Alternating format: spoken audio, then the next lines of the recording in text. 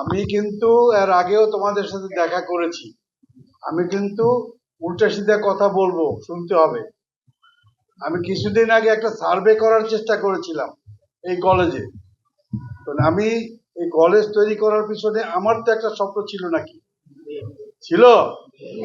সেটা কি, যেমন মার্টিন লুথার কিং স্বপ্ন দেখেছিল, উনি বলছে আই হ্যাড এ ড্রিম। আমাদের প্রধানমন্ত্রী একটা স্বপ্ন দেখছে, উনি বলছে আমি একটা স্বপ্ন নিয়ে এসেছি, আমার একটা স্বপ্ন আছে। আমি এইটা শুরু করার আগে আমারও একটা স্বপ্ন ছিল। ওই সময় যারা ছাত্রছাত্রী ছিল তারা স্বপ্নগুলো শুনেছে, তার বাস্তবায়ন আজ পর্যন্ত অর্ধেক হয়নি।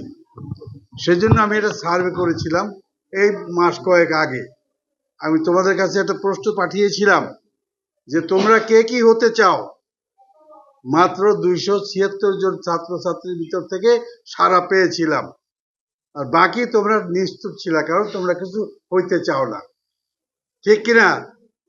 যারা হইতে চায় তারা বলছে আমি খেলাধুলা করতে চাই, আমি গান শিখতে চাই, আমি ক্রিকেট খেলতে চাই, আমি ফুটবল খেলতে চাই, আমি পড়তে চাই, আমি বিসিএস হতে চাই, আমি এইটা হতে চাই, এইটা হতে চাই। তারা লিখছে, যারা লিখছে তাদের একটা স্বপ্ন আছে, তাদের একটা উদ্দেশ্য আছে, তাদের পড়ারও একটা উদ্দেশ্য আছে। আর যারা লেখো নাই, যারা উত্তর দেওয়া নাই, তাদের শিক্ষার কোনো উদ্দেশ্য নাই, তোমাদের বেসিক কোনো চাহিদাই নাই। তুমি কিছুই হইতে চাও না, তুমি হইতে চাও শেষ পর্যন্ত একজন রাজনৈতিক নেতার গুন্ডা। কারণ তুমি কিছু হইতে চাইলে বলতা যে আমি এটা হইতে চাই, কাজে তোমরা সেইটা হইতে চাও নাই।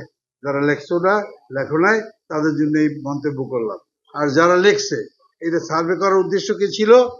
উদ্দেশ্য ছিল এই যে একটা ছাত্র তৈরি করতে হলে, একটা লোককে তৈরি করতে হলে সে আসলে কি চায়। একজন, সবাই তো শিল্পী হয় না, আঁকে যারা সবাই আঁকতে পারে? এই ছাত্রছাত্রীদের ভিতর থেকেই তো যারা পাশ করে তারা আর্ট কলেজে ভর্তি হয় না।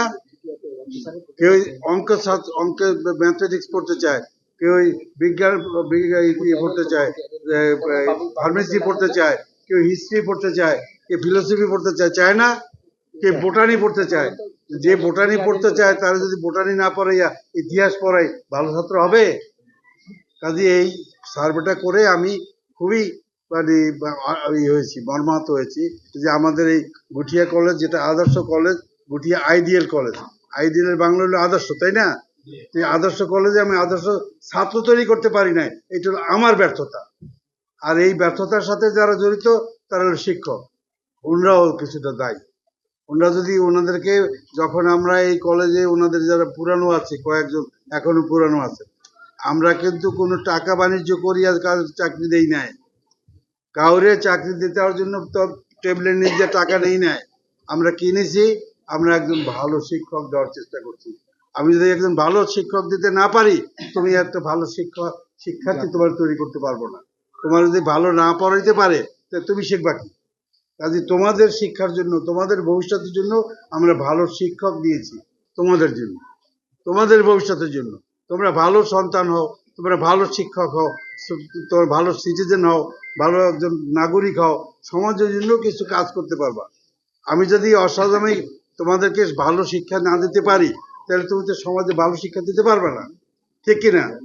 কাজে তোমাদের শিক্ষার জন্য এই টাকা পয়সাও স্যাক্রিফাইস করেছি।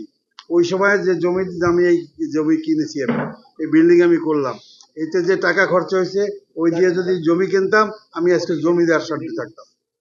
সেই জমিটা, আমার যে ইনকামের টাকাটা আমার তোমাদের জন্য খরচ করেছি, কারণ আমি তোমাদের ভবিষ্যতে, তোমাদের মাধ্যমে আমি এই এলাকার উন্নয়ন দেখতে চাইছি।